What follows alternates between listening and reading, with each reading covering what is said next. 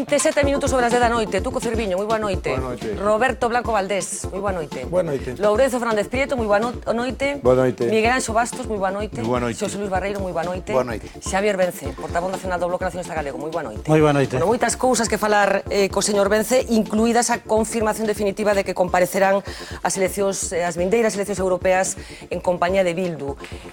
É a mellor das compañías posibles a que prefería o Bloque? Bueno, o BNG de partida queríamos unha coalición máis amplia, queríamos unha coalición na que pudera participar o BNG con todo o nacionalismo galego, o nacionalismo de esquerdas deste país, e tamén queríamos unha coalición en principio máis amplia do nacionalismo de esquerdas do resto das nacións sin Estado que conforman o Estado español. Finalmente, por decisións de cada unha das diferentes organizacións, pois chegamos a un escenario no cual temos unha coalición a dous con Bildu, que é unha representación moi digna da esquerda nacionalista vasca, e, polo tanto, é a coalición que finalmente quedou, que é unha coalición que para o BNG pois representa pois unha posibilidade de chegar ao Parlamento Europeo con unha boa representación deste país para defender este país en Europa, non? Ese é un pouco o que quedou ao final. Bueno, unha coalición cuestionada por algún representante do Bloque Nacionalista Galego, estou pensando en Carlos Aymerich, que habitualmente nos acompaña nesta tertulia, que dixo que no caso de que se concretara esa coalición, que o Bloque tiña que dar algunha explicación de máis. Suma ou resta Bildu? Home, por de pronto, sumamos para facer unha coalición conxuntamente entre ambos vamos a conseguir ter unha boa representación tanto de Galicia como do País Vasco, e en todo caso para nós o que nos vai servir é para conseguir que unha parte moi sustancial da ciudadanía deste país teña a oportunidade de votar unha candidatura nacionalista de esquerdas, unha candidatura que vai servir para votar contra o tipo de políticas que aplica a Troika, que aplica o Partido Popular en este país, que está destrozando a economía productiva deste país, que está erosionando de forma moi radical as conquistas sociais históricas deste país, polo tanto, creemos que suma nese sentido, porque permite que unha parte sustancial deste país poida ter unha voz directa en Europa e alguén que vai a representar os intereses deste país de forma insobornable, como veu facendo nos últimos 5 anos o BNG con Ana Miranda, non? Deixa un momentiño porque imos facer un pequeno repaso polas coalicións electorais que o Bloque ten suscrito nestes anos, que non foron estables, non sempre foron os mesmos compañeiros de viaxe, así que imos botar un pouquiño a vista atrás.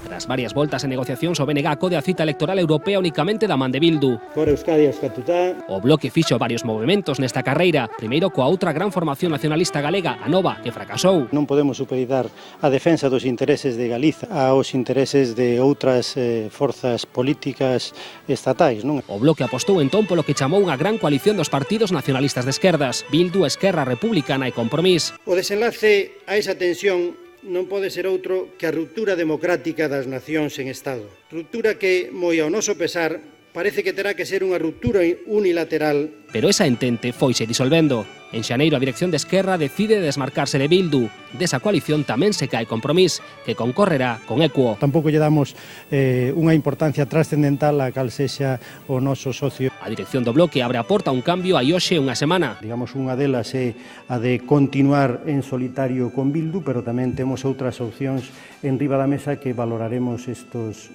días. Pois a outra opción é ir con Esquerra Republicana. Pero Esquerra segue polo labor de facer unha candidatura catalana e o pasado xoves o BNG ratifica a unión con Bildu. Las formaciones Euskal Herria Bildu y el Bloque Nacionalista Galego se comprometen a impulsar unha candidatura propia. Unha unión polémica que non é compartida do mesmo xeito por todas as sensibilidades do Bloque. Hai quen aposta por esconder as siglas de Bildu das papeletas electorais galegas. O BNG compartir anexos con Herri Batasuna a comezos da década dos 80. Incluso, entón líder Batasuna, Telesforo Monzón, deu un mitin na Quintana no Día da Patria presentado por Bautista Álvarez. A ruptura coa formación vasca chegou na Asamblea de Carballiño de 1987. O Bloque, con Beiras e Anxo Quintana a cabeza, elixiu despois outro camiño. Chegou a negociar con nacionalismo conservador, PNV e CiU, cos que firmou a Declaración de Barcelona no verán de 1998. Hoxe, 27 anos despois da ruptura de relacións con Batasuna, o BNG concorrerá con Bildu, unha fronte na que se integran tamén partidos que sempre condenaron a violencia. Se tivera que escoller unha candidatura ideal, señor Vence, cal sería? Cal sería a concurrencia ideal para o Bloque nestes momentos, e para vostede en particular? Pois a ideal sería, sin duda, BNG. Esa sería a opción ideal para o BNG e para o nacionalismo galego, poder concurrir en solitario co noso programa, e iso sería o que seguramente ocurriría se tivéramos unha circunscripción electoral que non fora a circunscripción estatal como circunscripción única, non? O que ocurre é que no Estado español, de forma diferente ao que fixeron outros países de Europa, pois impúxose o criterio da circunscripción electoral única, por imposición, lóxicamente, dos partidos estatais, e iso realmente pon moi difícil aos partidos nacionalistas en determinadas circunstancias, e según cal seña tamén a dimensión do propio país, pon relativamente difícil o poder concurrir en solitario, non? Nese sentido, a situación actual e tamén o panorama electoral no que estamos, pois invita, casi obriga a facer coalicións de diferentes forzas que no noso caso, os nosos partenes teñen que ser, creemos nós, aqueles cos que compartimos unha aspiración como país, como nación, unha aspiración como forza nacionalista, non? Por lo tanto, digamos, o ideal sería poder presentarnos como nos imos presentar diante da ciudadanía galega, que é co noso propio programa e tamén co propio nome, e de feito os cidadáns galegos, por como é o sistema electoral, van poder votar a nosa candidatura, a papeleta do BNG, e encabezada pola nosa candidata, por Ana Miranda, e todos os nosos demais membros da candidatura que representan os movimentos sociais máis activos neste momento no noso país, van poder votar BNG. Pero o certo é que, de algún xeito, temos que chegar a este escenario sumando forzas con outros que nos garanticen desa forma unha representación segura en Bruselas. En Bruselas. Bueno, nese proceso que concluiu, como decíamos, a semana pasada, cando se confirmou definitivamente que concurrirían con Bildu, bueno, houbo varias fases, digamos. Dende o principio, vostedes negáronse a concurrir bueno, co que aquí é a Alternativa Galega de Esquerdas, esa coalición entre a Nova e Esquerda Unida. A pregunta é, por que o Bloque foi quen de gobernar co Partido Socialista e non é quen de participar nunhas eleccións con Esquerda Unida? Bueno, é diferente o que se presenta a unhas eleccións. O que se presenta a unhas eleccións son unhas propostas, un programa electoral dunha forza política, que o normal é que sexa o seu programa e en particular o seu programa estratégico, e, polo tanto, nos entendemos que os procesos electorales deben concurrir as forzas cos seus sinais de identidade e, polo tanto, co seu programa. Outra cousa é que unha vez que os electores falan e unha vez que deixan un determinado panorama final, resultado desas eleccións, entre as forzas políticas poda haber acordos para conformar, digamos, coalicións de goberno e para chegar a acordos de goberno ali onde sexa necesario para facilitar a gobernabilidade das institucións. Pero o que creo e o que me parece normal é que a ciudadanía se lle oferte o programa de cada unha das forzas. O sea, como nós imos facer nesta ocasión, imos a ofertarlle aos galegos o programa do BNG. O sea, que con AGE poderían gobernar. Non poden concurrir, pero sí poderían gobernar, nun hipotético caso. Si tuveramos a forza suficiente, estou seguro de que sí. Desde logo, a vontade nosa sería poder conformar, en calquera caso, unha alternativa nacionalista e con forzas de esquerda que poda ser unha alternativa ao Partido Popular ali onde sexa posible. Vostede ten claro que a xente ten claro do que estamos falando, que decir, que a xente aclarouse xa con todo o que está pasando no entorno do nacionalismo galego? Bueno, eu creo que hai diferentes niveles de información na sociedade que dependen das preocupacións. Hai moitos que non son nin lectores típicos, non son nin lectores... Elector. Perdón. Por suposto, eu creo que hai electores que teñen unha información que só lle interesa a da súa forza electoral e, se acaso, nin moito, e hai moitos electores que efectivamente valoran, calibran e avalían as diferentes ofertas que se lle ofrecen no panorama electoral. Eu creo que a xente medianamente informada entende que neste país hai unha opción nacionalista que ten como prioridade defender os intereses do país e defender, ademais, un país que teña maiores cuotas de soberanía, maiores cuotas para decidir, para tomar decisións claves e importantes para dirixir e organizar o seu futuro, non? E hai outras forzas que teñen un proxecto que é un proxecto estatal e que, polo tanto, a súa prioridade está centrada na oferta de alternativas políticas para o conxunto do Estado, non pensando necesariamente nos intereses específicos do país, nos intereses específicos de Galicia, non? Polo tanto, eu creo que hasta ese punto de diferenciación eu creo que entende todo o mundo. Por eso eu creo que hoxe toda a base social nacionalista entende que haxa unha forza nacionalista como é o BNG que non acepta abrirlle as portas á entrada no panorama galego a forzas estatais ou que non colabora a implantación de forzas estatais neste país e que trata de preservar o espacio político galego para unha dinámica na cual haxa claramente forzas galegas, netamente galegas, con programa elaborado a escala e a medida e das necesidades do país. Déxeme que insistamos un pouco nesa confusión que seguro que vostede sabe que sigue persistindo entre parte da cidadanía galega nunha enquisa que facíamos hai uns poucos días na cidade da Coruña en torno a determinadas personaxes. Seguro que non lle sorprende moito, imos velo. E Beiras de que partido é? Do Bloque, creo. El BNG. Seguro? Eso es pregunta trampa. ¿Hay otro partido nacionalista? Nel Bloque. Beiras en que partido está? Pero Beiras non é do Bloque, é do Bloque. Ou cambiouse para algún outro partido? Cambiouse. Ah, pois non o sabía. Pero estaba no Bloque. Sempre foi do Bloque. Pues que yo sepa está en AGE, ¿no? Que partidos nacionalistas hai en Galicia? AGE é a Nova. O BNG non lle sona? Ah, bueno, claro, pero o BNG e a Nova non é o mismo. Conteste este señor, o BNG e a Nova non é o mesmo. Pois, polo que se ve, non? A Nova é unha alternativa diferente que optou por ir, ou que opta, por exemplo, nestas eleccións por ir con Izquierda Unida, non? Obviamente, eu creo que é certo, e eu entendo que haxa un certo barullo na opinión pública e en unha parte do electorado que posiblemente non sigue os avatares das forzas políticas e que pode haber unha certa confusión, pois, por exemplo, polo feito de que Beiras foi durante moitísimo tempo, prácticamente 3 décadas, pois o cartel electoral do BNG ou, en todo caso, unha figura moi relevante dentro do BNG e, polo tanto, siguen considerando como unha persona que pertenece a ese ámbito, non? É certo que aí posiblemente falla algún malentendido na información e o que sí está claro é que a Nova non é unha marca electoral que este consolidada no mercado electoral, non? E, polo tanto, a xente asocia que todo o que é nacionalismo neste país é BNG, o cual en parte teñen moita razón. Están disfrutando co que está acontecendo en a Nova? Non, eu non disfruto co que lle pase a ningunha outra forza política, sobre todo cando hai problemas e cando hai disputas e sobre todo cando hai escenarios que non son constructivos, pero están extrañados ou sabían que iba a pasar isto? É a súa dinámica.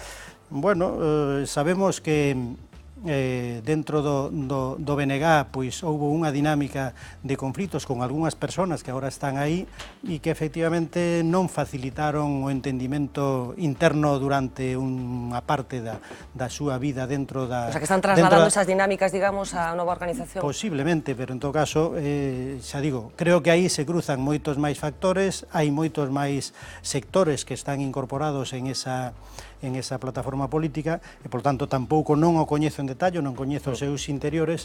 O que sí podo decir pero os personaxes sí que os coñece, non? O que sí podo decir é que o BNG neste momento disfruta de unha paz interior moi considerable que permite que as forzas e as enerxías da militancia do BNG estén dedicadas a unha xestión nas institucións, nos concellos onde gobernamos con moita dedicación e intensidade, unha actividade parlamentaria moi intensa, moi contundente na oposición ao Partido Popular, pero tamén ofrecendo alternativas, traballamos para ofrecer alternativas e a militancia en xeral nosa está traballando moi activamente nos movimentos sociais, traballando man con todos aqueles sectores que están sendo trasteados polas políticas do Partido Popular. E iso é o que nos permite esa paz interna que temos, os debates que hai agora, que os hai, son para facer propostas, para elaborar alternativas, para leválos á sociedade, e eu creo que ese é o ideal para unha forza política. Déxeme, porque esa coalición confirmada con Bildu, en esa concurrencia conxunta ás eleccións europeas, bueno, pues ten tido algunha repercusión, reaccións, sobre todo no mundo do Partido Popular. Creo que están especialmente enfadados con estas declaracións que fixo a portavoz da formación conservadora, Paula Prado. Prado criticou a decisión que tomou esta semana o BNG, que tras varias reviravoltas finalmente apostou por aliarse con Bildu. Neste senso, a dirixente popular lembrou que hai tan só un mes este partido votaba no Parlamento Navarro en contra da entrega de armas e da disolución de ETA. Polo tanto, volveu reiterar que o que está pedindo o BNG con esta alianza é que os galegos e galegas lexitimen 50 anos de terrorismo. Bueno, isto decía Paula Prado. Hoxe, Alfonso Rueda tiña ocasión de decir se estaba de acordo ou non co que dixera a súa portavoz. Ratificou as palabras de Paula Prado. Imos escoitalo. Parece ser que lle molestou o que dixo Paula Prado.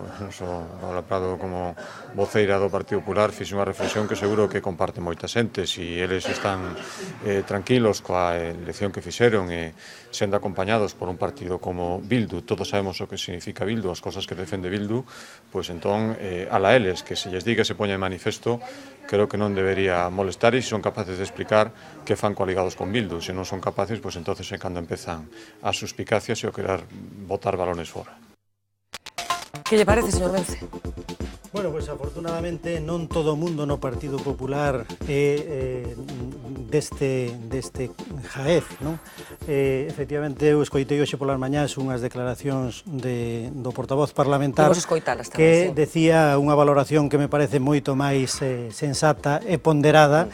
E o que me extraña é que o Partido Popular teña neste momento tan pouco que decir á ciudadanía en positivo e propio, tan pouca confianza no que está facendo no goberno que está gobernando neste momento tanto a nivel central e na Xunta de Galicia, que teña tan pouca confianza na súa mensaxe, na súa xestión, como para ter que levantar este tipo de campañas que son campañas realmente suxas de mentiras e de absolutamente sin ningún fundamento, e que lle den esta importancia e que o traduzan desta maneira. Desde logo, eu creo que, en particular, no caso da señora Prado, a portavoz do Partido Popular, pois creo que é unha persoa que ten moito que ocultar e que ten moito que tería moito que enmendarse, que autocriticarse sobre a súa actividade ao frente no Concello de Santiago, onde participou en todas as xestións que conduciron á situación absolutamente impresentable na que está hoxe o Concello de Santiago, con 10 concelleiros imputados nun grupo de goberno do cual ela formou parte, e que ademais nos papeles da Pokémon podemos ler todo o mundo pode ler esas lindezas que dixo, como aquelo de que Vendes pois facía unos regalos de la hostia. Unha persona con ese nivel, pois que faga este tipo de valoracións tan basadas na mentira, pero non teñe medo a esa asociación, porque esa asociación que fai Paula Prado, supoño que eles fan sabendo por que fan esa asociación. Non teñen medo a que esa asociación a faga máis xente? Non, eu creo que os cidadáns deste país son moito máis intelixentes do que pode imaginar a señora Paula Prado. Eu creo que os cidadáns deste país entenden perfectamente que hoxe no País Vasco hai un proceso completamente diferente ao que se viviu hai anos. Afortunadamente, levamos 5 anos de paz no País Vasco e en boa medida tamén obra de todo o nacionalismo do PNV e de todas as demais organizacións nacionalistas, entre elas as que están hoxe formando parte da coalición de Bildu, de Euskal Kartasuna, de Aralar, que traballaron e traballan denodadamente para construir ese escenario de paz definitivo. Por lo tanto, eu creo que son forzas, ademais, perfectamente legales, que pasaron por todos os filtros bastante finos, non de control administrativo e xudicial e o Tribunal Constitucional. Por lo tanto, eu creo que a estas alturas que alguén do Partido Popular se vexa na necesidade de recurrir a un argumento tan falso, tan falaz, para criticar ao BNG, pues a mí a verdade que me parece increíble. Neste momento, de verdade que me parece increíble. Está falando de Paula Prado, pero ao principio preguntaballe por eses resquemores que manifestou Carlos Aymerich. El falaba de que o Bloque iba a ter que dar explicacións adicionais. De alguna forma, estamos falando non do mesmo, pero estamos falando de que Aymerich tamén vía un certo problema nesa coalición. Bueno, un pode anticipar que efectivamente dentro do argumentario típico e demagóxico do Partido Popular ese tipo de argumentos podían ser usados. Eso é certo que ao mellor moita xente podíamos ser conscientes de que o Partido Popular que xa ven usando este tipo de argumentos no pasado en diferentes ocasións, sin ir máis lonxe, nas eleccións nas que o Partido Popular perdeu a Xunta de Galicia e tivo que ceder o paso a un goberno bipartito. Naquelas eleccións o señor Fraga xa usou este tipo de argumentos e nas anteriores tamén. Por lo tanto, que hai un uso da exaxeración como parte do discurso do Partido Popular contra o nacionalismo é algo que o sabemos os que somos nacionalistas desde hai moito tempo, pero non por iso temos que agachar a cabeza e decir renunciar aos sinais de identidade do nacionalismo, non? E neste momento siguen con ese chip ou con esa consigna que lles ven de atrás, que neste momento a enuncia a portavoz do Partido Popular, pero, sin dúbida, eu creo que é un exabruto extemporáneo nos tempos que corren e que eu creo que a maior parte da ciudadanía deste país non pode comprar ese discurso e esa mensaxe porque non é certa, porque non ten nada que ver coa realidade e, polo tanto, eu confío na inteligencia da maioría dos cidadáns deste país e creo que eso non vai ter moito recorrido. De feito, xa digo, hoxe pola mañán o señor Pedro Puig de algún xeito enmendaba iso con moito siso e que eu creo que como unha reacción de inteligencia política pola súa parte, porque o Partido Popular por esa vía, no fondo, non gana moito crédito diante da ciudadanía. Imos escoitar despois a Pedro Puig porque efectivamente introduce algún matiz con respecto ao discurso de Paula Prado e do propio Alfonso Rueda, pero temos unha mesa na que seguro que hai xente que ten cousas que decir sobre todo este proceso importante para o país, porque estamos falando dunhas eleccións europeas e, como todos sabemos, en Europa nos xogamos moitas cousas. Roberto. Sí, eu voulle facer ao portavoz do BNG, se me permite, Xavier, que somos veciños, entre outras cousas, de hai moitos anos, dúas preguntas breves, e lle pediría, se fai o favor, que me conteste as dúas preguntas. A primeira é unha pregunta, diríamos, que se refire a unha cuestión moral, non? Nas imágenes que veíamos, nunha das imágenes salía Joseba Permac, non? A quen estamos cansados de ver xustificando os crímenes de ETA. Unha e outra vez durante anos e anos e anos, sendo un home maior, non era un rapaz. Joseba Permac estuvo 20 anos ou 25 anos justificando os crímenes de ETA, non condenando os crímenes de ETA. Non, pero digo que non era un rapaz, que era un home feito e dereito, non? A primeira pregunta é se non lle recorre, Xavier, porque me extraña que non lle produza esa, se non lle recorre un certo, por momentos, un certo latigazo moral, saber que entre os que están en Bildu, non todos os que están en Bildu, aí está Aralar, aí está Euskal Cartasuna, aí está xente que condenou a violencia dende hai moitos anos, pero tamén están xentes como Joseba Permac. A primeira, se non lle produce un certo latigazo moral, saber que aí están tipos como Joseba Permac que son uns miserables, que son uns canallas, que estuveron 30, 25 anos justificando asesinatos. E a segunda pregunta non é unha pregunta de carácter moral, senón de carácter político. Vostede fai unha reacciona ante as críticas da señora Prado e fai moi ben e está no seu dereito, como é obvio.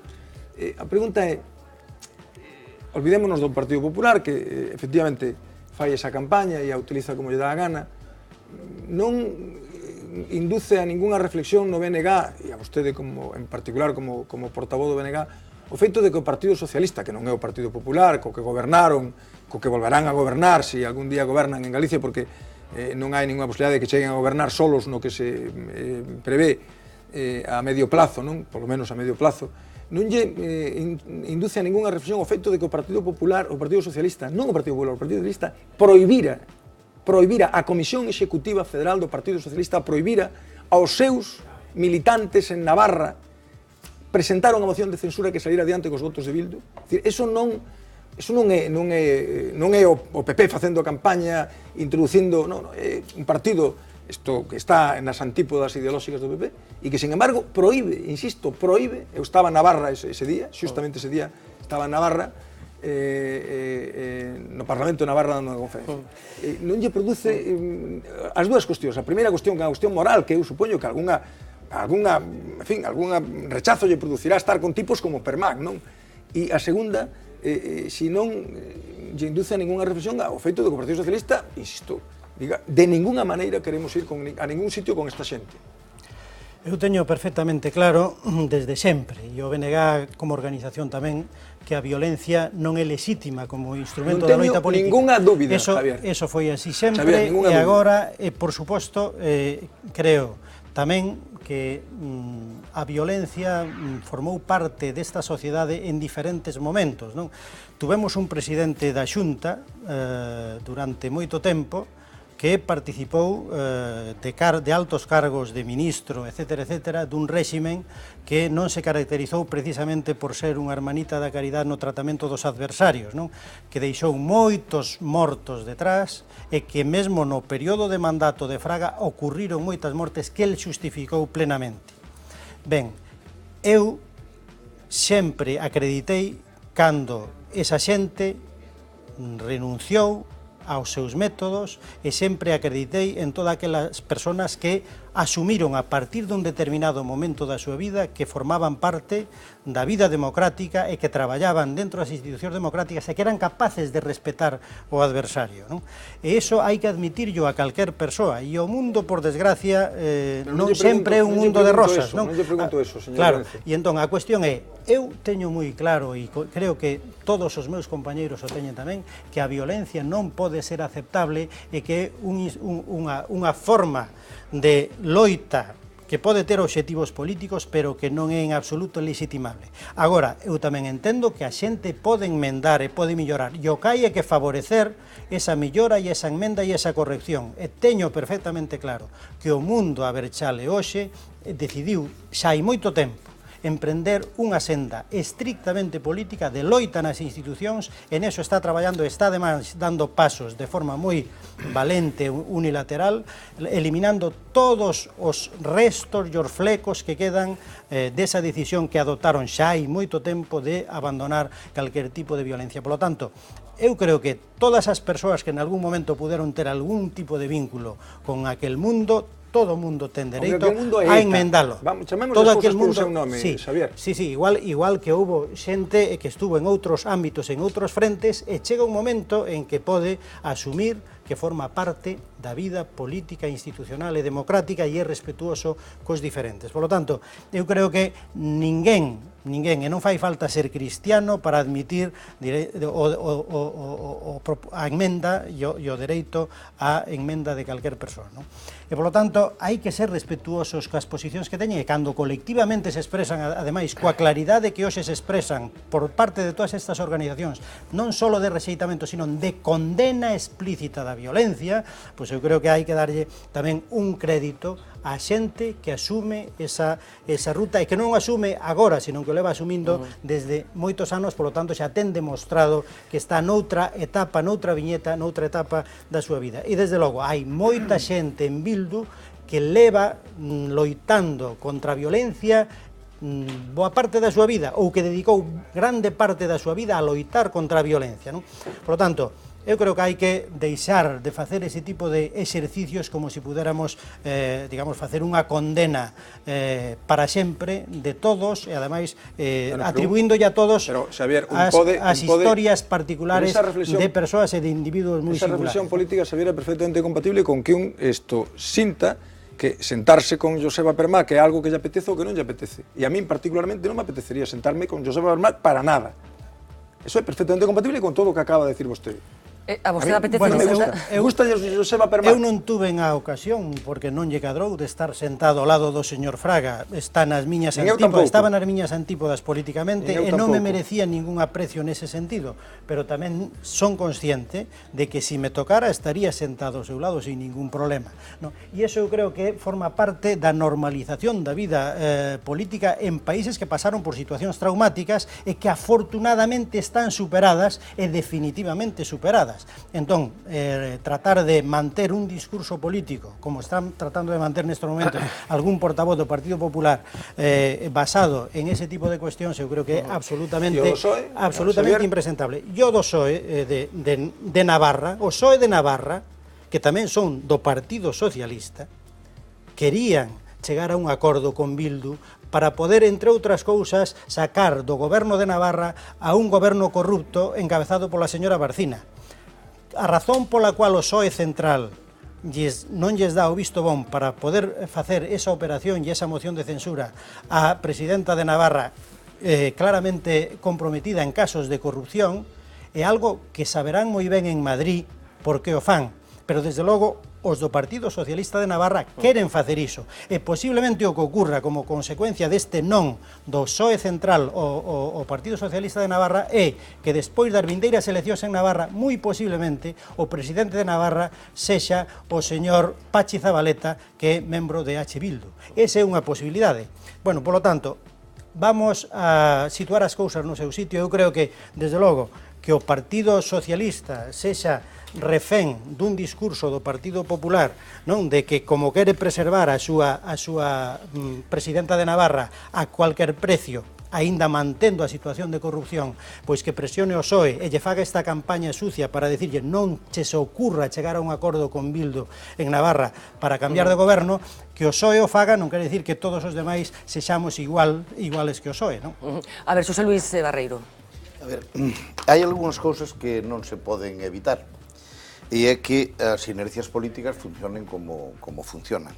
E hai neste momento un certo rexeitamento que se pon de manifesto no que acaba de decir Roberto, que é o temor a ser identificados con Bildu por unha parte inmensa do electorado español de todos os partidos de dentro e de fora do País Vasco, porque tampouco o PNV quere facer eses pactos, e tampouco a Esquerra Republicana quere facer esos pactos, e, por tanto, hai que entender que o PP os critique, se os critican os que son teóricamente máis próximos dentro desa... Perdona, só un inciso, non así en moitos concellos do País Vasco, onde o PP goberna con Bildu, goberna co apoio de Bildu, ou noutros casos lle dá o apoio a alcaldes de Bildu. O sea que hai unha doble moral. En coalición con Bildu non gobernan en ningún sitio, Javier. Hai unha doble moral en esta cuestión que tampouco non se pode exagerar. Quero dicir que hai situacións que de algún xeito non permiten ese discurso tan fácil e tan simplón. Eu non conozo ningunha situación desas. Creo que hai aí unha interpretación que foi moi típica, a de si Batasuna ou Bildu se abstén, xa favorece o PNV, etc. Por certo, esa fixo tamén o PP durante un tempo, e eu critiquei moito esa posición, pero creo que non hai ningún caso donde o PP goberne en coalición con Bildu, ningún deste... Avancemos, José Luis. A ver, por tanto, eu digo, é normal que un partido que está enfrente se aproveite desta situación.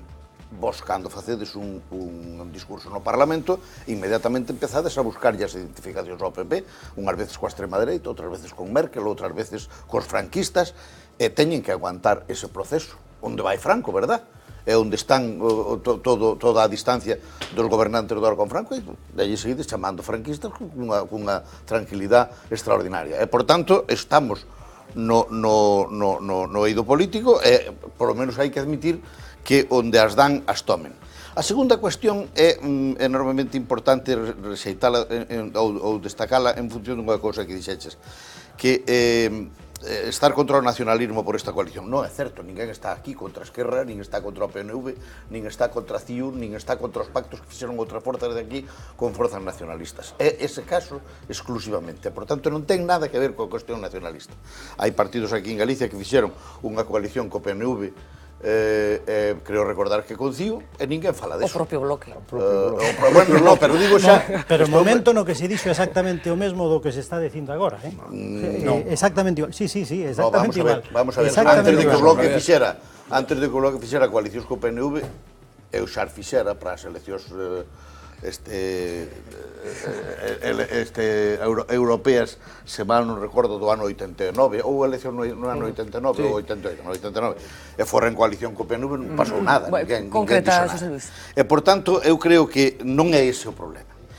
E eu vou a unha cousa que me parece, en todo caso, moito máis importante. Entendendo o que fai o PP, entendendo que hai respostas electorales que non se poden evitar, entendendo que a xente entende evidentemente o que entende, eu onde creo que tende o peor problema é que de todo canto di Bildu desde hai 40 anos hasta hoxe, en todas as súas posibles acepcións, non hai nada que lle interese a Galicia. Solo lle interesa a estrategia nacionalista como partido. Os de Bildu non falan para nada, de ningunha idea, de ningún modelo, de ningún financiamento, de ningún plan, de ningún proxecto, de nada que lle interese a Galicia. Ese é o gran problema que tendes, porque pasa ahora mismo ao País Vasco, e o País Vasco só fala de sí mismo, del proceso. O País Vasco vai ser o que vai interpretar o resultado da coalición. Se lle vai moi ben a Bildu e non a vos. E o País Vasco, o Bildu vai ser o que salga beneficiado mayoritariamente deste proceso de coalición. Ese é o problema, non o que diga o PP, que está, por decirlo de alguma maneira, descontado. O problema é que eu non sei que ides buscar ali, porque ese é a que van buscar os que van co PNV ou os que van co CIO. Pero non sei que ides buscar vos ali.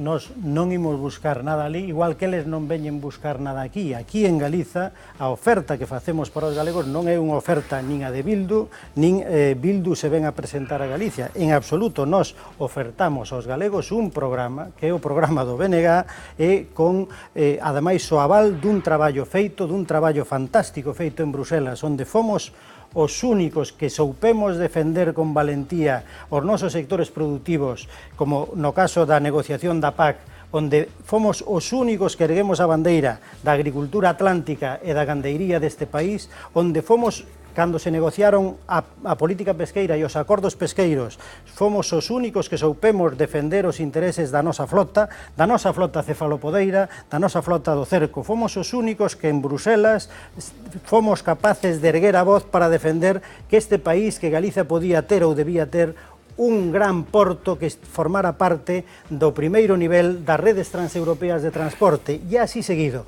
Entón, nós non necesitamos que ninguén fora defenda o que nós defendemos neste país, igual que nós non imos defender o que eles defenden ali. O que facemos é unha coalición. Pero por estrategia electoral nada máis, porque a circunscripción é estatal, digamos.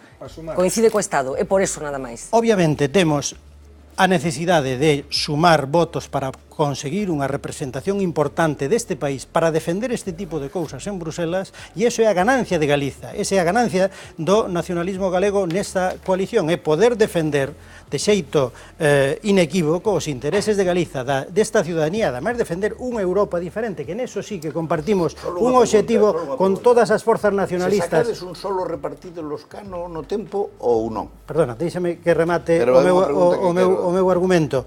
O que compartimos todas as forzas nacionalistas das nacións sin Estado do Estado español, como os nacionalistas valóns, ou os nacionalistas escoceses, ou os nacionalistas galeses, e outras forzas nacionalistas que existen en Europa, é que queremos configurar unha Europa dos povos frente a unha Europa dos Estados. Neso estamos, digamos, o que nos une, en eso compartimos ese objetivo fundamental que non compartimos, por exemplo, coas forzas estatais, como, por exemplo, o PSOE ou Esquerda Unida ou calquera outra forza estatal. Si sacades un, que por lo tanto, ese é o objetivo que compartimos, con Esquerra Republicana e que compartimos co Partido Nacionalista Escocés e con outros. Si sacades un, que pasa? Eu espero que imos sacar máis de un. Bueno, sí, é un condicional. En calquera caso, sexa cal sexa o resultado, si sacamos un resultado positivo, eso vai garantizar que o BNG vai estar representado desde o primeiro día. A representación do BNG vai estar desde o primeiro día hasta o último no Parlamento Europeo. Ainda que salga un diputado nada máis. Pero se sale un, de quen é o primeiro que sale na lista? Vamos unha lista cremallera e o primeiro é o de Bildu e a continuación é o noso, pero hai un compromiso de, en todo caso, ter como o Parlamento Europeo non funciona como o Parlamento español ni como o Parlamento galego. Hai un grupo que funciona ao redor da representación parlamentar que permite que a representación, neste caso do BNG, este desde o primeiro día hasta o último presentando propostas, iniciativas no Parlamento Europeo. E durante o tempo que lle correspondera a cada un, pois cada un tería a súa representación. A ver, Lourenzo. Bueno, moi boa noite, Xavier. Moi boa noite. A ver, eu comprendo perfectamente que o BNG non se deixe condicionar polo PP como fixo o PSOE federal. É dicir, que é capaz de aceptar unha ilegalidade corrupta en Navarra para que un partido legal non vote con eles. Eso me parece unha manipulación insensata, vamos.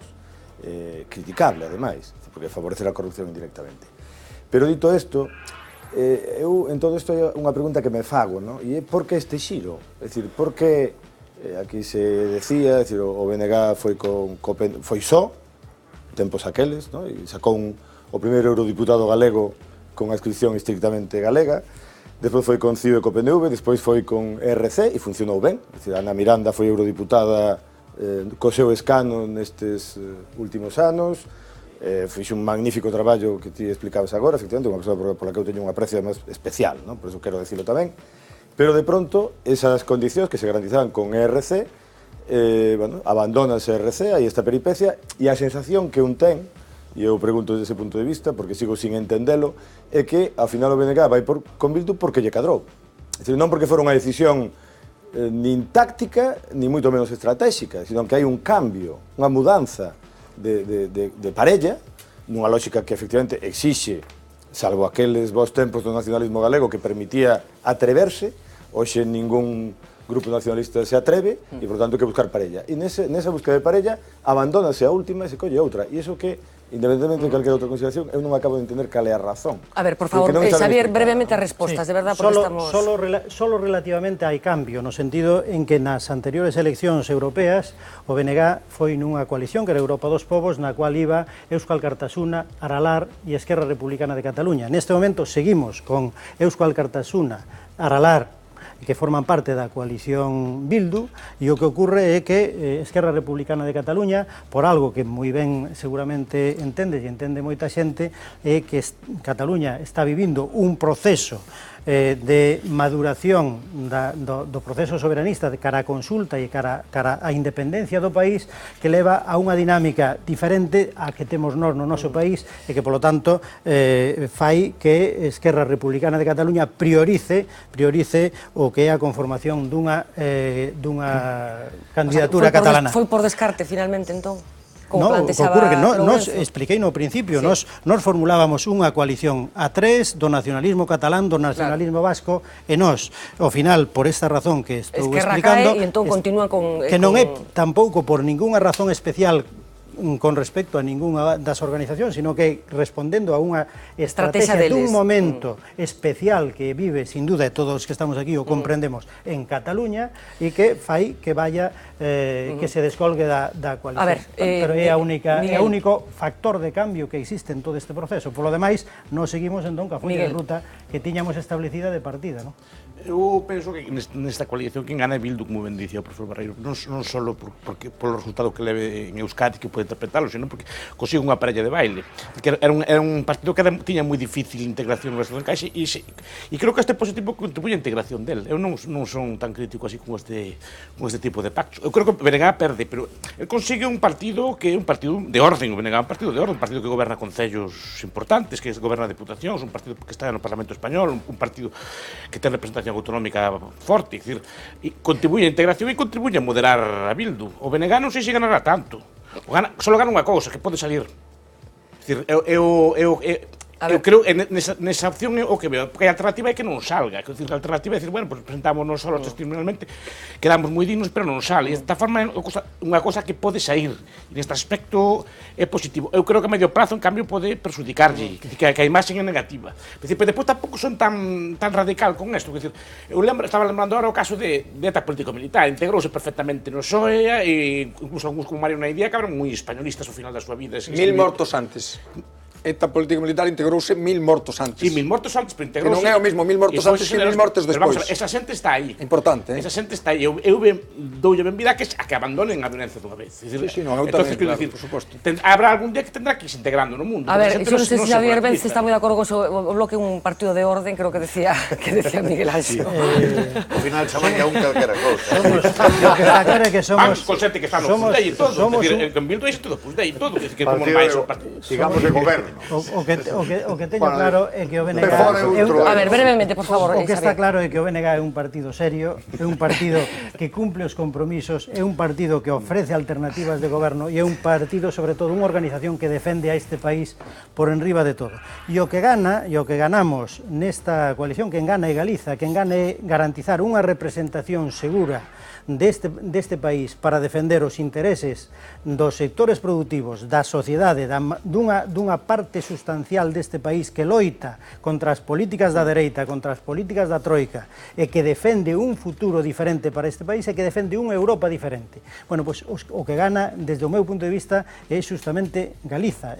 Na medida e canto maior sexa a representación que o BNG consiga, maiores garantías ten este país de que vai haber unha voz no Parlamento Europeo que defende de xeito insubornable os intereses deste país por riba de calquera outra cousa. Iso é o que gana Galiza e isto é o que gana o nacionalismo galego. Rematamos, por favor, brevidade, con Tuco Cerviño. Sempre me deixas para o último, para que fale pouco. Bueno, los últimos eran os primeiros. Sí, xa, pero eso no reino dos teus, como bueno, non existe... Pero como son atea, pois non pasa nada. Por eso, bueno... En primeiro lugar, matizarlle a Xavier con toda a cordialidade que non son os únicos que traballaron por Galicia no Parlamento. Eu recordo iniciativas de Antolín Sánchez Presedo sobre a política agraria común e sobre a política pesqueira discutidas Moito non debeu calar porque o partido decidiu que non volver a presentarse. Eso non ten nada que ver. E o resultado na PAC, a votación do Partido Socialista na PAC é o que é, e o resultado para Galiza é o que é. O descoñezo, pero descoñezo ese resultado, pero en todo caso, Antolín Sánchez Presedo, durante as dúas legislaturas, fixe un importante traballo nestas cuestións. Non sodes os únicos, sempre tedes a tendencia a arrogaros a autorrepresentación de todo o país, e eso, Xavier, creo que é un error. Non é só estar ali, é o que se defende ali. Xa sei que Antolín está ali, o problema é que é o que se defende ali. Non digo que estea, senón que as políticas que el defendeu. Pero en todo caso, é unha cuestión que non é do momento, pero creo que debía decir eso. Eu che fago unha pregunta. Por que si con Bildu, que efectivamente está Euskal Cartasuna, está Aralar, están as asambleas, as plataformas navarras, que sempre estuveron contra a violencia, pero está HB. E HB é unha organización en transición, que estaba nas listas dos organizacións terroristas, está efectivamente en transición, eu creo que... No, perdona, non está HB. Estuvo nas listas das organizacións terroristas. Agora non. No, o que hai en Sortu é un partido que se chama esos que mencionache e ademais Sortu, pero non está HB. Está aí. Claro, é un partido perfectamente legal e que ademais condena nos seus estatutos... Sortu é a sigla legal de HB. Claro que sí. No, Sortu é un partido de creación no seu momento e que pasou os filtros correspondientes e que ademais ten nos seus estatutos a condena do terrorismo... Xa sei que está en transición, eu alegrome moito, ademais que este nas institucións. Alegrome moitísimo. Creo que é fundamental. Pero é verdade que houve non só un apoio de HB a ETA, senón unha, digamos que funcionou unha membrana semipermeable, por utilizar términos físico-químicos, no que moléculas de determinado peso pasaban de un lado para outro. Eso é indiscutible. Entonces, bueno, en todo caso, por que con Bildu, que é legal, é lexítimo neste momento ir, porque con Bildu e non con Izquierda Unida, que é un partido que, por exemplo, defende o dereito a decidir de Cataluña, defende tamén a Europa dos povos, cuestión que a mí parece un error, porque me parece que eso é propio de partidos euroestéticos, porque Europa, que é moi difícil de construir, con Europa dos povos non se construye, ou se construyen os estados ou non se construye, pareceme a min, Bueno, en todo caso, por que con Bildu e non con Izquierda Unida? Cal é o problema?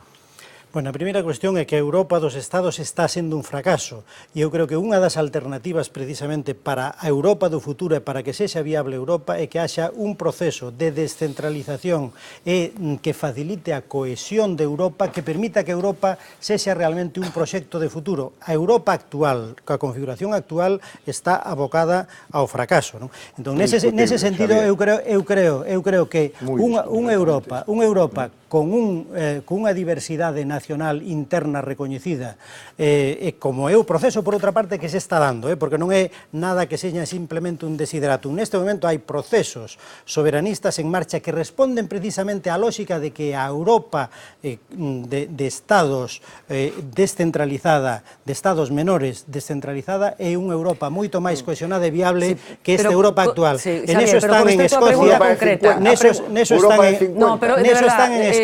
A pregunta concreta, por que Bildu sí e Esquerda Unida non? Porque Bildu sí, Esquerda Unida non. Por unha razón moi simple, e é que o proxecto do BNG é un proxecto precisamente de Europa dos povos, que queremos representar a Galicia e convertir a Galicia nunha nación. Claro, pero Esquerda Unida, a marca catalana, digamos, de Esquerda Unida está nesas tamén, non? Non está. E está apoiando a consulta. Son cousas diferentes, Unha cuestión é que respeten o dereito a decidir, que é un dereito democrático e, polo tanto, o acompañen e o acepten, e é, digamos, o mínimo que se lle podería pedir a calquer partido democrático que acepte o dereito a decidir como un dereito democrático, e outra cousa é que traballe por conseguir o dereito a decidir. Son cuestións completamente diferentes. O nacionalismo defende un proxecto que busca a conquista de maiores cuotas de poder, de soberanía para o país e de capacidade de decidir sobre as cuestións importantes, para decidir a política agraria, a política pesqueira, para ter política de I+D, para poder ter política de innovación propia, para poder ter unha política de servicios públicos propia, etc. Unha pregunta concreta con respecto a isto. Hai uns días. E entón, a cuestión é que a gran diferencia é que Esquerda Unida é unha forza estatal, o seu proxecto é estatal, e, polo tanto, é en si mesmo contradictorio co que é as aspiracións á soberanía das nacións sin Estado, o cual non quere decir que non poda haber relacións de colaboración coas forzas de esquerda estatais en instancias concretas a nivel de gobernos municipais ou de outro tipo de goberno. Son cousas diferentes, pero o proxecto político das forzas nacionalistas ten esa diferencia de raíz con respecto a unha forza de carácter estatal. Unha pregunta concreta. Señor Benza, hai uns días decía que na sociedade galega existe un nivel de conciencia cada vez maior sobre as súas aspiracións nacionais. Textualmente dixo isto. En que están detectando que está crecendo esa aspiración nacional aquí en Galicia? Bueno, eu creo que hai unha sensación neste país de que perdendo capacidade de autogoberno, perdendo competencias, en que se sustancia eso? Vai ligado á perda de capacidade para tomar decisións, para defender os nosos sectores productivos. En que se está concretando eso? En que síntomas están vendo vostedes para decir que está incrementándose as aspiracións nacionais deste país? Porque eu creo que hai cada vez máis xente que ve a necesidade de ter ferramentas para tomar decisións para resolver os problemas. Porque esa xente, o Bloque parece que non. O sea, teñen menos votos que tiñan. O BNG, vamos ver cantos son os votos que consigue xuntar nas vindeiras eleccións, e vamos ver cantos votos son os que consiguen xuntar outras forzas políticas, non? Pero o que sí é certo é que tamén é certo que hai moita xente que está moi descontenta con esta política do Partido Popular de erosionar pola vía da recentralización o que son as competencias deste país, de tal forma que cada vez máis, coa anuencia, co silencio e coa complicidade de Rajoy, este país decide sobre menos cousas, non? E iso estáse traducindo tamén nun deterioro da situación económica, nun deterioro da nosa capacidade de crear emprego e nun deterioro dos nosos servicios públicos, non? Polo tanto, eu creo que hai moita xente que é consciente que necesitamos un cambio. As cousas, desde logo, van mal, e está claro que necesitamos un cambio. Moita xente ve a necesidade dese cambio. Eu quería, porque esta constante referencia á recentralización, non? Que se acusa agora ao PP, pero se acusou no seu día ao Partido Socialista do mesmo, non? A Felipe González. En realidade, ocurre algo que España, como vostede sabe, é un Estado federal, non se chama así, pero é un Estado federal prácticamente idéntico a todos os restantes Estados federales do mundo, non? As diferencias non son maiores as que España ten con outros estados federales cos que eles mesmos teñen entre sí. Ocurre que sempre que hai crises económicas, sempre, dende hai moitos anos, as crises económicas se traducen en que os estados centrales ganan competencias en detrimento dos estados federados. Isto ocorreu en Estados Unidos, ca crisis do 29, que foi o que convirtiu o federalismo dual norteamericano nun federalismo cooperativo. Isto ocurre con frecuencia, falar de que hai un proceso de recentralización cando o gasto público descentralizado non deixa de aumentar, cando o número de funcionarios non deixa de aumentar, en proporción, quero dicir, cando o noso Estado, desde o punto de vista da estrutura, é un Estado netamente federal, en realidade, que é iso da recentralización? Donde se ve esa recentralización? Hai competencias que o Estado asume, que asume incluso algunhas delas Europa. A gran política de loita contra a crisis se está dirixindo desde Europa. Pero isto ocurre en todos os Estados federales, ocurre en Alemania, ocurre en Austria, ocurre en Estados Unidos, en todos os Estados federales do mundo. Non sei se queres completar. Añadida, para que as contestes as dúas xuntas. Esta é, porque vai polo mismo lado, é moi brevísima. Vamos a ver, como se pode estar falando da creación dunha Europa dos povos por distinción da Europa dos Estados se o único que queredes é facer Estados? Precisamente, vale, o que queremos, o sea, non xa está, precisamente o que queremos é que os povos teñan cada un o seu estado. O que non queredes facer unha Europa de máis estados. Efectivamente. Efectivamente. A Comisión Europea sería 250. No, neste momento non hai... No, perdona. 190 por aí, sí. Estados Unidos é un país realmente federal que non é o Estado español, e ten 51 estados. Ten 51 estados. Por que Europa non pode ter 50 estados? Vamos a ver, cal é a explicación de por que en Europa non pode haber 50 estados en vez de 27? Bueno, 28. Bueno, a cuestión é clarísima. Si contas Ucrania, si contas Noruega... Hai unha cuestión... Suiza... Estado federal. Hai unha cuestión, se me permitides, hai unha cuestión estados non federales, pola cual non podo estar de acordo con Roberto, e é a descripción dos feitos. E é que nin é certo que este aumentando o emprego público das comunidades autónomas máis que o central, nin está aumentando o presuposto das comunidades autónomas máis que o do goberno central, nin nada diso do que acabas de decir, sino que está ocurrindo todo o contrario. O que estamos vendo é que cada lei que sale do Congreso dos Diputados e do Senado nesta legislatura do Partido Popular hai unha recentralización de unha ou de varias competencias en temas de educación, no que se refire á regulación do sistema financiero, no que se refire á reforma local, no que se refire a todas e cada unha das leis que foron salindo nos últimos tempos. Hai unha recentralización. Xavier, esa é unha acusación que eu veño escoitando de hai 30 anos en España. Non, é unha descripción que eu veño escoitando de hai 30 anos en España, e nos últimos 30 anos España non fixo outra cousa que descentralizarse máis e máis. O Tribunal Constitucional sobre o Estatuto Catalán non é de hai 30 anos. Non, pero a sentencia do Tribunal Constitucional sobre o Estatuto Catalán non ten nada que ver ca recentralización. Non, ten nada que ver ca recentralización. De doctrina do Tribunal Constitucional. Estamos nun proceso, desde a última legislatura de Arnaldo, 2002, nun proceso de recentralización. Incluídas as dúas de Zapatero tamén. Incluídas as dúas de Zapatero nun determinado sentido. Que cepillaron en Madrid, efectivamente, incluso esa. Según Roberto, insuficientemente. Incluso esa, efectivamente. Vamos a seguir, hai moito jacobino por España adiante, sobre todo en Madrid. O que me extraña é que haxe en Galiza... Non son jacobinos, son un federal. Pero España son tan federal como calquera federal o problema está no que chamamos federal. O que está claro que España non é un estado federal. Chaman federal. É un jacobino, Roberto. España non é un estado federal. Xavier, un jacobino, Roberto. Non sei por que Izquierda Unida se reclama federal e o Partido Socialista se define federal e pide unha reforma constitucional para convertir a España en estado federal. Por qué? Ronald Watts, un dos maiores especialistas en federalismo do mundo. Un dos maiores especialistas do mundo. O libro chámase Sistemas Federales Comparados. E nese libro afirma, nun determinado momento, dice Watts, un dos maiores especialistas do mundo en federalismo: España es federal en todo, menos en el nombre. Eu escribí modestamente un libro fai pouco, comparando 12 estados federales, donde queda, creo eu, que palmariamente claro que é un estado federal distinto do norteamericano, como o norteamericano distinto do sueco, do austríaco, distinto do suizo. Dejad un momento porque estamos... Dejad un momento porque estamos viviendo en estos momentos... cualificalo como queira, pero a realidade é outra. Por favor, deixademe introducir un argumento novo porque estamos vivindo nos últimos tempos un proceso de separación e de adhesión express. Estamos falando da situación de Crimea, ese referéndum que onte se celebraba e que precipitou esa adhesión a Rusia nas últimas horas. Hai quen está establecendo unha comparación entre este proceso e o que está acontecendo en Cataluña. Hoxe mesmo, o señor Margallo decía isto.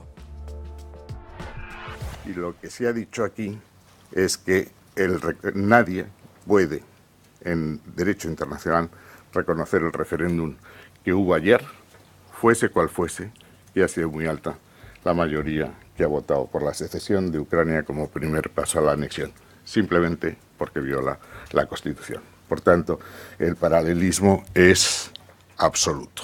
Creo que todos estamos convencidos, incluido el presidente Mas, que no es posible una consulta de autodeterminación, porque viola el artículo 1.2 de la Constitución, que dice que el derecho a decidir corresponde al pueblo español en su totalidad, y no a una parte del pueblo español.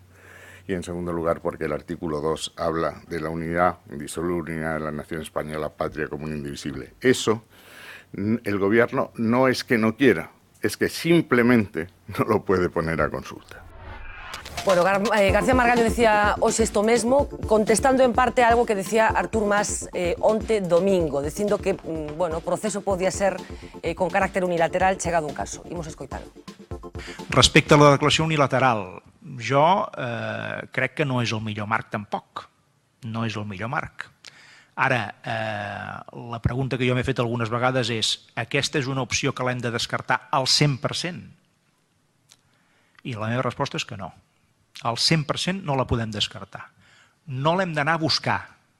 No és el nostre marc ideal, ni tan sols el millor, ni tan sols el que volem. No. Ara, descartar això al 100% crec que no ho podem fer perquè seria, en aquesta dialèctica dura que tenim amb l'Estat, seria una renúncia tan evident que ens faria perdre molta força. Bueno, tanto Margallo como Mas recibiron contestacións pertinentes, pero interésame deternos nesto nun momentiño, Roberto. Hai similitudes, semellanzas entre o proceso que se está a vivir en Ucrania e esa adhesión expresa a Rusia e Cataluña, esta última declaración de Artur Mas de onte? Bueno, vamos a ver. En realidad las comparaciones son difíciles, ¿no? Porque en Ucrania lo que se ha producido es la invasión de un país por otro país. Es decir, una parte de Ucrania ha sido invadida por Rusia. Rusia ha montado un referéndum en una zona del país que perteneció a Rusia hasta hace 60 años, con mayoría de población rusa, un referéndum que es absolutamente ilegal. Esto tiene toda la razón Margallo, como es obvio, y han ganado el referéndum. Entonces ahora lo que van a hacer es declarar la independencia previa a la incorporación, o sea, Putin declara la independencia previa a la incorporación a Rusia. No tiene nada que ver, es decir, en realidad... Se llama la independencia transitoria. Es la independencia transitoria que puede ser transitoria de durar 3 o 4 días, ¿no? Sí, sí. En realidad la situación de Cataluña Bueno, pasó con Texas, es absolutamente distinta. ¿Por qué? Pues por una razón sencilla, porque Cataluña no quiere incorporarse a otro Estado. Cataluña lo que quiere es... Cataluña, el nacionalismo catalán, no Cataluña, que son cosas bien distintas, lo que quiere esto es, o una parte de los partidos de Cataluña, o la mayor parte de los partidos de Cataluña, para decirlo con precisión, lo que quieren es organizar un referéndum de autodeterminación. Bien, yo creo que Mas es un absoluto irresponsable y un frívolo de un tamaño monumental cuando dice una cosa como la de que no descarta una declaración unilateral de independencia. Eso sería tanto como un golpe de Estado, es decir, esto es perfectamente evidente, porque además él sabe que hay una historia detrás que ya explica eso, es decir, que en el año 34 Companys, presidente de la Generalitat, declaró el Estado catalán y esto forzó a las autoridades, en aquel momento al gobierno del Estado, que era el gobierno de la CEDA y del Partido Radical, a disolver la autonomía de Cataluña, disolución que por cierto fue luego declarada inconstitucional por el Tribunal Constitucional, por el Tribunal de Garantías Constitucionales en el año 36, ya en el 35, poco antes de empezar la Guerra Civil. Pero en fin, es un político que dice en serio, un líder político, que es el presidente de una comunidad autónoma, que es la primera autoridad del Estado en Cataluña, según la Constitución, que dice en serio que no descarta la declaración unilateral de independencia, es un completo irresponsable. Isto é unha irresponsabilidade. Consideras que é unha irresponsabilidade o que fixo onte Artur Mas? Non sei, eu creo que onte fixo un comentario sobre unha opción posible. A cuestión é que Bueno, que Cataluña, está claro, acabamos de escoitar. Cataluña, por eso, Cataluña está traballando por un dereito a consulta, por un dereito a decidir para que poda celebrar de xeito legal esa consulta para que a ciudadanía de Cataluña opine sobre cal é a súa vinculación co Estado español. Por lo tanto, que están reivindicando e traballando para que o Goberno Central autorice polos cauces legales a celebración dese referéndum, non? É un dereito, desde o meu punto de vista, tan natural desde o punto de vista democrático que o que non son capaz de entender é como o Estado español se empecina en negar, cando é obvio que hai unha inmensa maioría da ciudadanía de Cataluña que quere ser consultada, que se lle negue o dereito á consulta. E decidirán o que decidan. E, obviamente, nunha sociedade madura, nunha sociedade evolucionada, nunha sociedade que vive, digamos, a democracia plenamente, pode decidir o que consideren oportuno. Para min, o respeto a ese dereito a decidir do povo catalán forma parte dunha idea básica da democracia, non? Obviamente, tamén digo que o ideal é que ese proceso seña, polo tanto, negociado e aceptado polo Estado español para que non haxa problemas nin conflictos e para que seña beneficioso tanto para os que toman unha decisión como para os que toman a outra. E o que ocurre é que o Estado español non está poñendo as cousas fáciles, está empecinando en mantelos aquí porque a ver, me temos dá que ir gana, rematando non? con este asunto, así que pido moitísima Non vou concisión. entrar na cuestión do dereito a decidir, non estou de acordo coa intervención que fai Xavier, pero non vou entrar neso. Simplemente sobre a cuestión de Ucrania. Eu creo que, evidentemente, a situación de Ucrania e a situación de Cataluña son moi distintas, históricamente, de todos os puntos de vista, mesmo a situación de coacción militar que se está dando na propia Crimea, pero é verdade que o referéndum ilegal ou considerado ilegal pola comunidade internacional non favorece un referéndum ilegal en Cataluña. Non o favorece porque é complicado que unha declaración unilateral de independencia ou un referéndum convocado non de acordo coas leis do Estado sea admitido pola comunidade internacional. Agora máis difícil, polo que acaba de pasar en Crimea, na miña opinión. Lorenzo, brevemente para rematar, Xaveña. A min esa comparación de Margallo, que parece que cada vez está exercendo máis como ministro de Relacións de España con Cataluña, me parece un despropósito dunha magnitude impresionante. E, además, evidencia o nivel da diplomacia española. É dicir, que fai Margallo falando desto, en vez de falar do asunto que é a ocupación militar de unha zona de Ucrania que se chama Crimea, donde se acaba de provocar un referéndum como dos Sudetes, non como de Texas, como dos Sudetes... Referéndum convocado por los ocupantes. Por los ocupantes. O sea, é unha cousa increíble. E el fala de Cataluña. O sea, é que o nivel de, digamos, de adhesión á causa catalana, que eu creo que despertan calquera demócrata, ten que ser evidente. Pero por unha razón, mira, outro día habíamos, a propósito do 11M, a que se dedican as embaixadas españolas, ¿no? Que a facer unha especie de pirenaica, literalmente de pirenaica, naquel caso de que ETA era o culpable do 11M, últimamente de que o de Ceuta, os 15 que morreron en Ceuta, morreron en territorio marroquí, e agora isto, o sea, eu creo que o desnorte dunha envergadura increíble. Bueno, deixádeme simplemente porque queremos ir rematando, temos que ir despedindo, pero antes de despedirnos queríamos compartir con Xavier Vence unhas declaracións que hoxe escoitábamos de boca dun representante do Sindicato Unificado de Policía a raíz desas cargas que se producían a semana pasada coincidindo cas protestas do sector do cerco. Directamente aludía o Bloque Nacionalista Galego, chamouvos hooligans e dixo isto. Esa é unha versión que dará o diputado, pero non consta no atestado, non consta en ningún sitio. Eso verase logo, se el cree que foi agredido, presentará as probas, e será o xuiz quen diga se hubo esa agresión ou non hubo esa agresión. Un diputado non pode opoñerse a que un funcionario da lei, a un representante da legalidade, lle proíba deter a alguén. Pero en que país vivimos? A estes diputados ou a estes manifestantes que se foran a protestar a Bruselas ou a Estrasburgo, ao Parlamento ou a Comisión Europea e que fixeran o mismo. Vería cal era a reacción da policía. Coido que non hai ninguno destes alcaldes, ningún diputado ferido ou algo polo estilo. Que pode haber forza, sí, pero se queren entrar e non poden entrar, a culpa non é da policía. Por que non dirixen as críticas a quen impide que eso se faga? A policía seguro que estaba mellor patrullando polo Castiñeiriño ou tomándose unha cerveza ou un café en calquer sitio en vez de estar ali aguantando. Bueno, da cerveza non sei se é moi legal, mentras están de guardia, non sei. Unha cerveza sin alcohol, quería decir. A ver, se Vence, porque foi moi crítico e especificamente dirixiuse... Eu creo que hai unha cuestión na que comparto totalmente o que acaba de dicir este policía, e que a policía ese día estaba moito mellor tomando unha cerveza. Eso teño clarísimo. O que ocurre é que, efectivamente, quenes mandan na policía mandáronlle ter unha actitude cos manifestantes, foran tanto os mariñeiros do cerco como os alcaldes, que non se corresponde co que é a xestión dunha manifestación normal. Houbo un despropósito, un uso desproporcionado da forza que non se justificaba, que non era necesario, e ese é o que nos criticamos, e creo que todos os mariñeiros do cerco critican, porque realmente foi unha actuación excesivamente agresiva para unha xente que era... Como vai a denuncia de Monse Prado, por certo? Presentou denuncia, non? Pois ela o que fixo foi precisamente cando estaban detendo de unha forma que vos puxestedes nas vosas cámaras de televisión realmente violenta, 3 personas ou 4 en riba, sentadas en riba, coa xeonllo en riba de un manifestante que o tiñan realmente facéndolle daño, estaba pedindo auxilio, pois Monse Prado acercouse para dicir que lle están facendo daño, que lle están provocando un daño terrible a esa persona, non o fagan así.